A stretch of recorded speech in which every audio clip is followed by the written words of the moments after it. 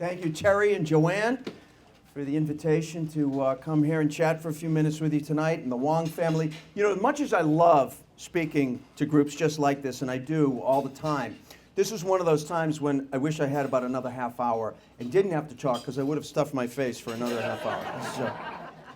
This is a good place. This is great.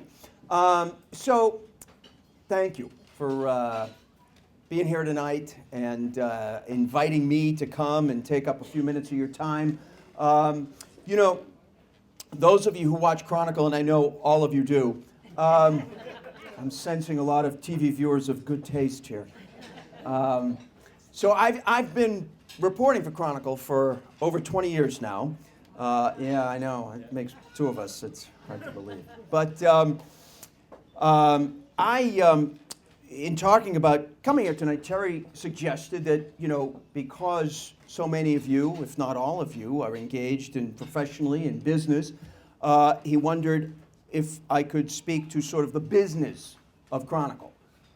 Now, Terry doesn't know that that's sort of like a joke in some ways to me, because for most of that 20 years that I've been in Chronicle, the rest of the staff is tired of hearing me say that I think it should be run more like a business.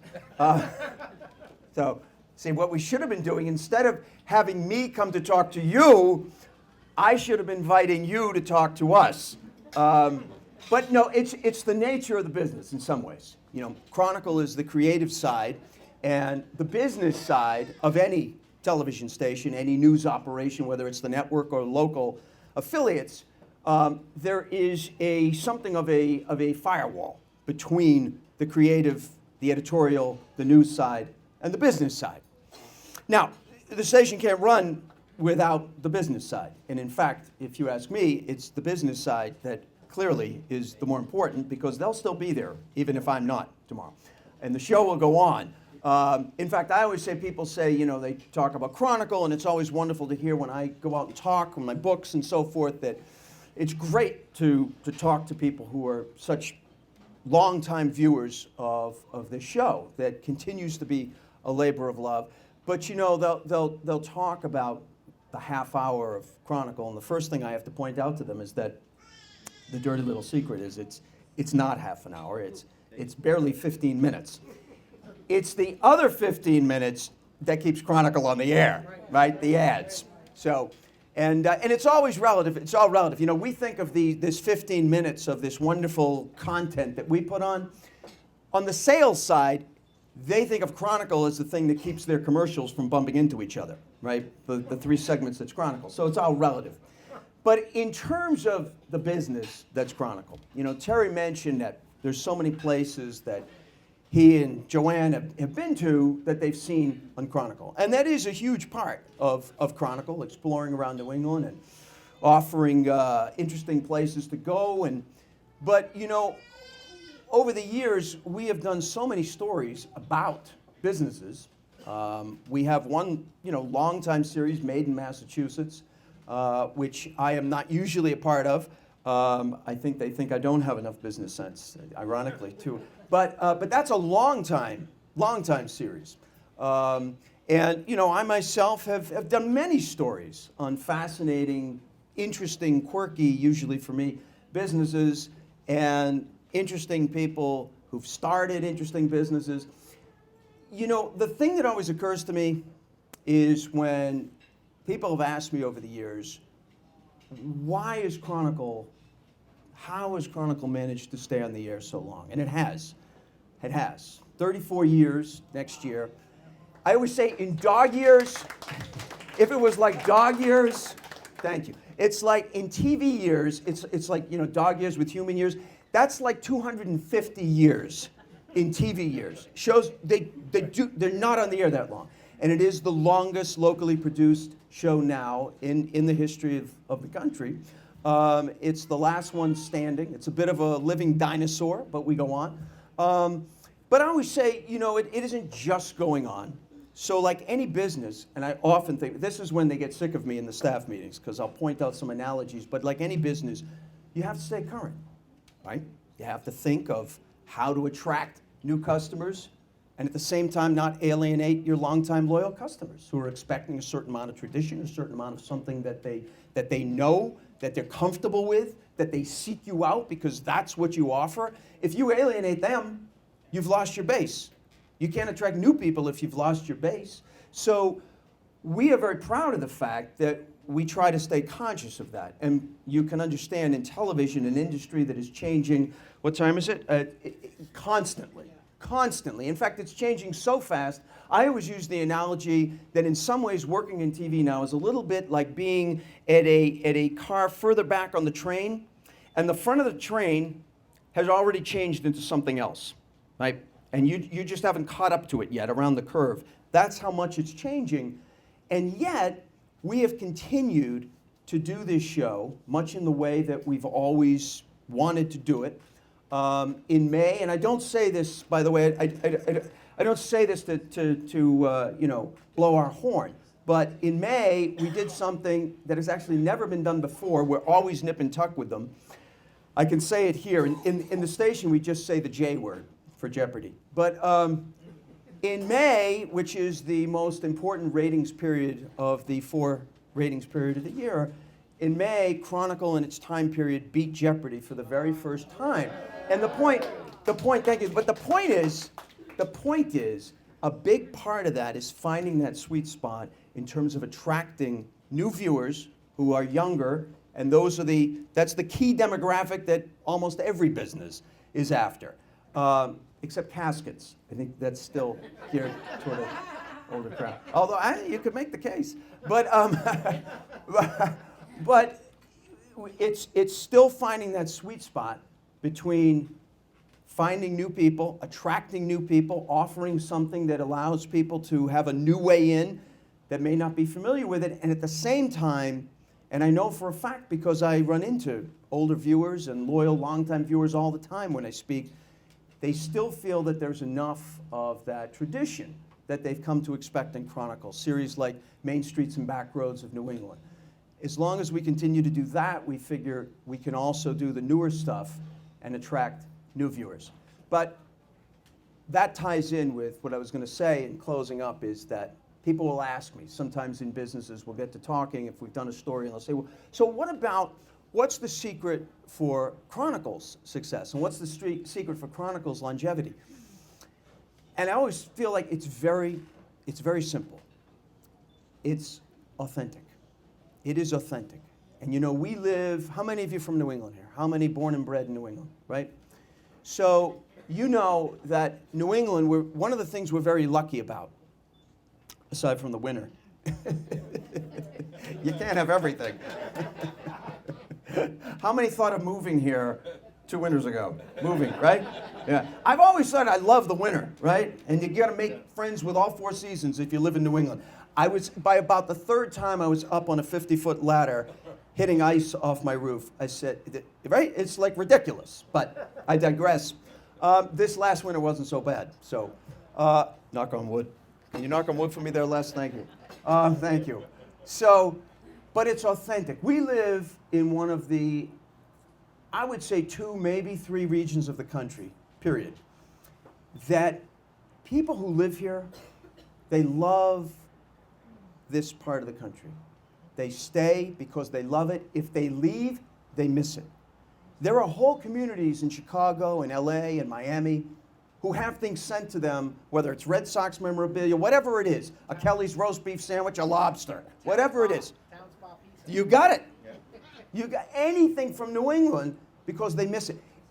It's not that way everywhere in America. It isn't. It's like that way to some extent in the South. Southerners are they love the South. It's like that a little bit in the Northwest. People in Washington and Oregon, Northern California, they love that area of the country. They feel just as attached to it. So we're very lucky. But the thing about New England is that it is inherently authentic. And for good reason. This is where it all begins. This is where it all begins.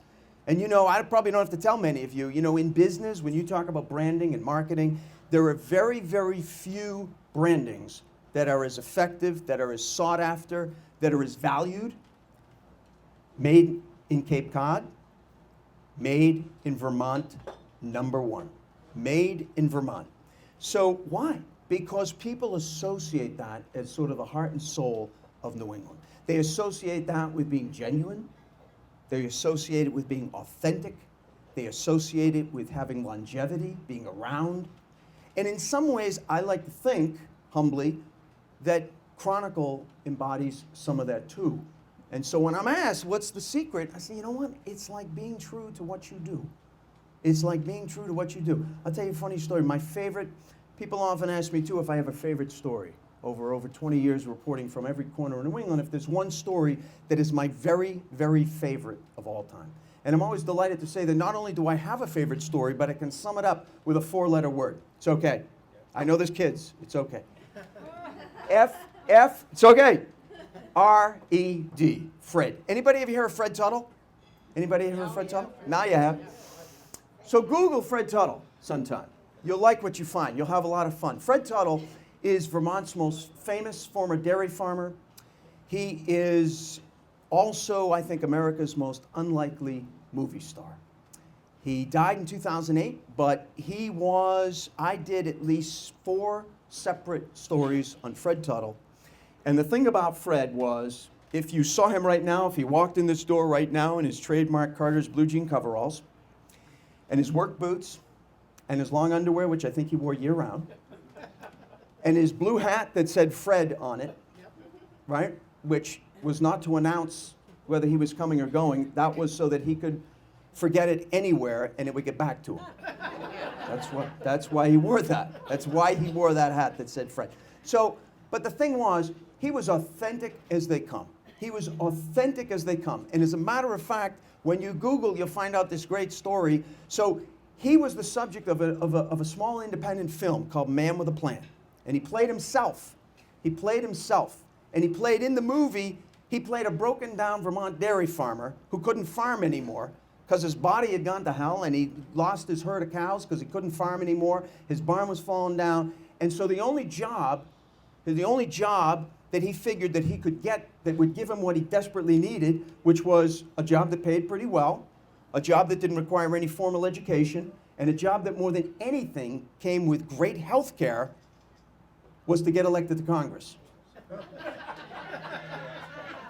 Not a lot of heavy lifting lately, either. So in the movie, he runs for Congress, and he wins. And he wins. And then, flash forward 3 years later, this is where the story takes this amazing turn. So 3 years later, in 1998, Vermont senior senator Patrick Leahy is up for re-election. And John O'Brien, who directed and wrote the movie and was Fred's best friend, they decided, how can we bring back a little buzz on the movie, since we have no budget, and get a lot of easy, free publicity? So they decided to run Fred for real. And Fred ran for the U.S. Senate, and get this, he won the primary. Oh, wow. He became the official Republican nominee for the United States Senate. And on election day, November 6, 1998, and Pat Leahy, still the senior senator from Vermont, still serving, he will tell you it was the biggest scare. He's never lost the race, ever. And he will tell you it was the biggest scare he ever had. Fred Tuttle got 20% of the vote. But here's the funny thing, which may be instructive to today's politics or not, I'm not sure. But here's the funny thing. What it said was that Vermonters, 20% of Vermonters preferred a fake politician who was authentic versus a real politician who was fake. So it brings me back to being authentic. So, you know, I was always proud that Chronicle was such a big part of telling the Fred Tuttle story, but more importantly, it was part of showcasing something that was so quintessentially New England because it had history behind it, it was authentic, it stayed true to who it was, who he was, till the day he died. And I think I'm sure for many of you that resonates, because to me, whether it's a business that I've done a story on or whether it's a business as a customer, I value those places that are just whatever they do. It can be a mom and pop, it can be a big corporation, but they're true to what they've set out to do. You may not like it. They're true to what they set out to do, and they try to stay that way. To me, that's the heart and soul of doing good business. Whether it's Chronicle, whether it's a corporation, to me, that's the heart and soul. So listen, thank you very much for having me here tonight, mostly because I was able to stuff my face with this great Chinese food. Thank you to the Wong family. If anybody's got a question or two, I'm happy to take a quick question or two. Want me to just talk about your 2 books? Do I want you to talk about my 2 books? Well, yes, I do. I want you to have everybody buy 2 books. And then you don't have to say a word, Terry. No, I'm kidding. I'm kidding. But this is why Terry's my new agent. Because this is perfect. You see how lousy I am at business. I completely forgot about my books. And I have a box sitting right there. So God bless Terry. This is why he's in business and I'm not. Okay? I didn't forget about my 10%. Let's get him out. To be negotiated. But anyway, yes. What Terry's referring to is the fact that 3 years ago, I wrote my first book. And here's my other agent. And in April, my new book, my second book, came out. It's called Wicked Pissed. New England's most famous feuds. Now, I thought that the year that this went to the publisher, during the period I was writing it, I kept expecting an email for the whole year that I was working on it from the publisher, because I thought it was going to be something along the lines of, Ted, I hope it's going well. Listen, met with legal today. Loved the idea. Thinking about going with something like Wicked Angry. How do you feel? Get back to me. So the biggest surprise to me was that they finally did go with the title. My younger daughter, who's 10, so she was 9. About a year ago, while I was finishing up writing it, I was working in my office at home one night. And she came in, and I had this in big letters up on my large computer screen. And I turned around, and she was just standing there looking at it. And then she walked out. And about 5 minutes later, my wife walked in. And she said, your daughter says you're typing dirty words in here. So I told her, you know what, honey, if that's the dirtiest word you ever hear. But you're from New England, right? We've established it. Most people are from New England. Look, to me, I felt like I've done a lot of stories on feuds. And it finally got to a critical mass where I said, you know what, I've got a book here. But the thing was, I always felt had to have this title. I honestly think I would have waited, done something else, some other topic, if I couldn't have that title. Because I figured, you're from New England. In New England, if it's hot out, it's wicked hot. If it's cold, it's wicked cold. If you eat something delicious, like what the Wongs just served up, it's wicked good. And if you're really, really angry, thank you. So anyway, I will take a question or two if you have one. If not, you know what? Terry's been nice enough to grab a table over there. I will put some of these books on the table. If somebody would like to grab one on your way out, I'd be delighted and honored to personally sign one for you. Any questions, though? Any questions? Doesn't have to be about the book, but 5% off if it is. Yeah. Well, Where's the old Chevy? Where's the old Chevy? That's a great I question. was going to ask that. The old Chevy. Yeah. The old Chevy, believe it or not, the Chevy, you know how they say, at the end of time, even after a nuclear annihilation, the only thing still crawling around will be cockroaches? The Chevy will be right there with them. The Chevy has more than 9 lives. It's on its 3rd now. So here's the great thing about the Chevy. So Peter Mahegan, my good old friend and mentor at Chronicle, the Chevy has now replicated the human life cycle twice. So when year after Peter joined Chronicle, 1983, he had this old Chevy. It was a 67 Chevy, gold Chevy Impala. It was his aunt's in Situate. She had given it to him. He put it in the backyard. It got cannibalized, I think, for a couple of tires, and it was just sitting there. Well, there's this great mechanic in Situate named Dave Dauphiny. He's like a Houdini of mechanics. So one day he's going by, he knocks on Peter's door, he says, Pete, what's that car there? I've seen it now for over a year falling apart in your backyard. You want me to see what I can do with it? He said, sure, try it. So he takes it to the shop. 6 months later, he drives it over to Pete. He says, Pete, it's all yours. And Pete spent the next nearly 30 years traveling to every county in the state of Maine, which, if you know Maine, that may not seem like much in southern Maine, but in northern Maine, where you can drive 250 miles without seeing a road sign, that's a lot. The Chevy went through, let me see if I get the math right, three rebuilt engines, 6 sets of tires, and 500,000 miles. And that odometer was never set back. So Pete retires in 2004. The Chevy goes back to Scituate, goes back up on milk crates in his backyard. Within 6 months, it was being cannibalized by his kids for parts. Enter Dave Dauphiny again. This time, though, he said to Pete, Pete, I'm not taking no for an answer. I'm not going to watch that Chevy go to seed again. I'm taking it. And Pete said, Dave, here's the keys. It's yours. So he's not done yet, but I guarantee you may see that Chevy on the road again. Thank you. Thanks for asking. I know that was a lot more information than you asked for me. Great story. Les. What about Chronicle on Channel 10? Is it part of your? You mean out of Manchester, New Hampshire? Yeah. Yes. Yes. We don't talk much about Chronicle actually. Now, here's an interesting from a business standpoint. Okay. Anybody I work with here? It's being taped. Yeah, right. It's only between us. Yeah, it's an interesting topic. Chronicle, New Hampshire Chronicle, as it's known, I think it's now about 10 years old, 10, 11 years old. So we had nothing to do with it.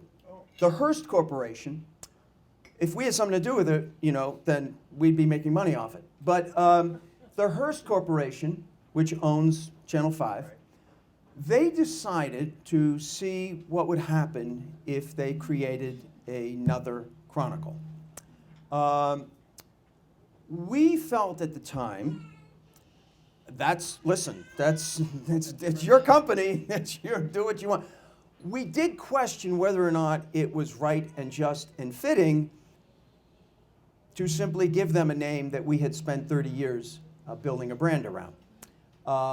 So it's always irked those of us on the original Chronicle, I will tell you, if we are elsewhere in New England, especially New Hampshire, and someone will say, I saw this piece last night, and we realize they're not talking about our show.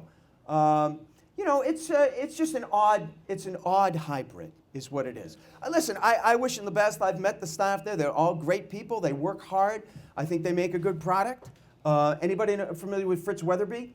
He's a real character, long-time, old-time character, and does a lot of, still does some commentaries for Chronicle and so forth. But we have nothing to do with it. Nothing to do with it. The thing is, that you see, because with cable, it travels more than. Right. Before it used to be a Boston market. It's a. Well, that's the nature of the business now. It's a Right. Yeah. Total New England market. Yes, it is. Yes, sir. Any good stories on Natalie and Chet? Well, first of all, Oh, turn the Chet, camera may on. he rest in peace. We won't be telling any stories about the deceased. But, the short answer is no. Because I don't have them. When I started, they were already royalty at Channel 5 in Boston. I will say this. I like them both very much. Chet was, by his nature, by his personality, a much more approachable person. Natalie is a brilliant woman, but a little more standoffish. And Chet was much more of kind of a just no pretense, very easy to approach. Chet has one of my favorite lines, which we always joke about in Chronicle. So I'll let you in a little behind the scenes at Chronicle. And this has to do with businesses, actually. Anytime we profile a restaurant or a bakery or what have you, let's just say it's not uncommon for the next day for boxes of stuff to show up. And we eat very well at Chronicle. It's appreciated. It's always appreciated. Yeah, it's always appreciated, but we eat very well. So this has been going on since the show began. And so Chet would always just marvel. He said, "I can't believe all you people don't weigh 400 pounds, you know?" And so, but also, when it's somebody's birthday, we'll have cake, which he found also very funny because he thought, why don't you just wait a day? And then someone will probably send one by accident. Right? But I remember one time it was actually somebody's birthday, and we had a little lunch and we had cake. And Chet was just getting in. It was about 2 o'clock. And he's walking by the doorway, and he pokes his head in, and he's looking at all the people and all the food. He said, "Oh, what is it today? Wednesday?" He was a great guy. Did you know that he had a great singing voice? No. Oh, not a lot of people knew. He was a great... He was a pilot. And he was a pilot. He was a pilot, absolutely. So talk about a man of, a lot of talents. He had a beautiful voice. He would sing Danny Boy, could reduce a room to tears. I could do that too, but for a different reason. So listen, anyone else? I'd take one more. Listen, yes, sir. How far in advance do you work on stories? How far enough in advance do I work on stories? Yeah, and then how do you... Sometimes, depending on how they look on the air, somebody would say not far enough in advance. But it really depends what the story is. Generally speaking, when you see a half-hour show, if I go off somewhere and do a main streets and back roads, it's about a month. It's about a month from the time that we start making phone calls and working it up to going off and shooting it and coming back and editing and writing. It's about a month before it airs. Sometimes it could be a little bit less. Sometimes it's more. Yeah. Is it like a 40-hour week or... Is it like a 40-hour week? Technically, but it almost always involves overtime for everybody there. Because stuff comes up and, if you have a show airing that night and you were in at 7 o'clock and it's on the air at 7:30 and it's not finished, then, you don't say, "See ya." So yeah. About that. So listen, thank you very much. This has been a lot of fun. And it's been delicious in more ways than one. So thank you very much. Thank you for having me, Terry, Joanne, the Chamber. I appreciate it. Thank you. And as I say, I will be out there. If you'd like to purchase a copy, I'd be happy to sign one for you. Thank you. Bye-bye.